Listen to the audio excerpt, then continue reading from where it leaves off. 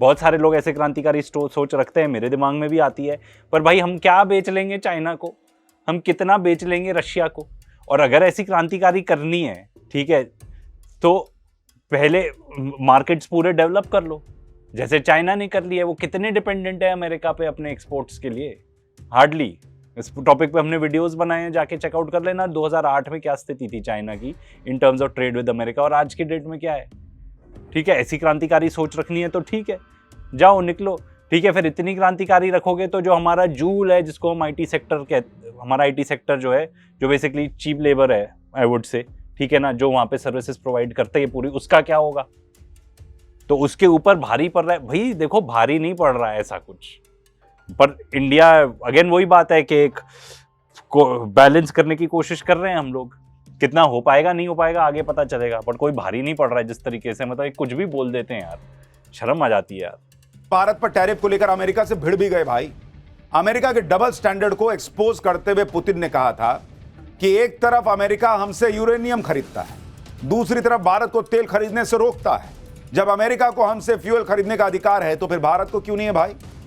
Putin ने कहा कि वो इस मामले को देख रहे हैं और इस पर वो सीधे ट्रंप से चर्चा भी करेंगे। यानी भारत के मतलब मुझे ये नहीं समझ में आ रहा, ये तुम कह रहे हो कि अमेरिका हम पे पाबंदी लगा रहा है, अमेरिका हम पे पाबंदी लगा रहा है, और पुतिन आ गया ऐसे हमको बचाने के लिए। भाई हमें क्या उसकी जरूरत है, किसी की जरूरत है बचाने के लिए? क्या तुम ये कहना चाह रहे हो ऐसे कि उसने ऐसा बोल दिया, उसने ऐसा बोल दिया, ऐसा ही पूरा रेटरिक, ऐसी पूरी बातचीत तुम कर रहे हो यार? क्या है, हमें किसी की जरूरत नहीं है भाई कि कोई और आके हमें बचाएगा। किसी तरह इंडिया नेगोशिएट कर ले, अपने ठीक ठाक टैरिफ 50 की जगह 25 ही कर ले, कुछ तो हो जाए उस एंड पे, तो फिर काफ़ी रिलीफ रहेगी हमारे पॉलिटिशियंस के लिए भी, काफ़ी रिलीफ रहेगी। अभी वो ऐसी तलवार लटकी हुई है, कहा जा रहा था नवंबर में हो जाएगी डील, दिसंबर में आ गए। बहुत ज़रूरी है वो होना, एंड किसी तरह हम अपने एग्रीकल्चर सेक्टर को भी प्रोटेक्ट कर ले, क्योंकि बात तो वहीं पे अटकी है।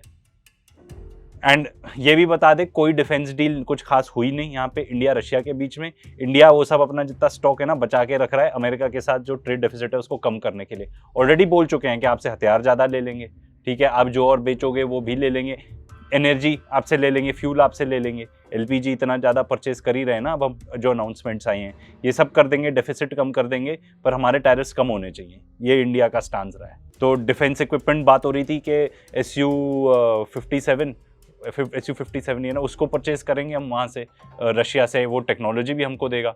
ऐसी कोई डील अभी नहीं हो पाई, एंड इनफैक्ट 10 साल की आगे की डिफेंस पैक्ट तो हमने अमेरिका के साथ साइन किया है।